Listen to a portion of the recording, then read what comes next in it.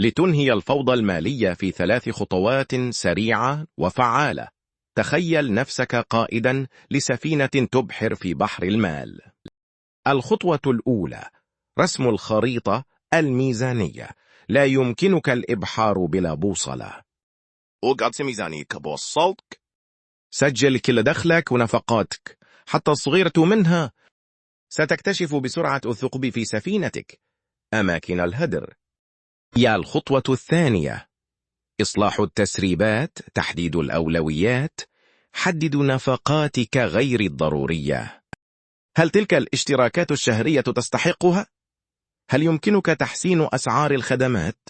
ركز على إصلاح الثقوب في سفينتك قبل التفكير في توسيعها.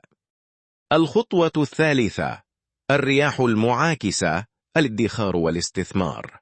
بعد إصلاح التسريبات، وجه سفينتك نحو هدفك المالي.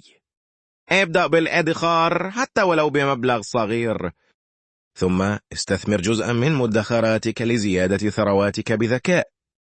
تذكر، الرياح المعاكسة ستأتي، لكن سفينتك تكون جاهزة.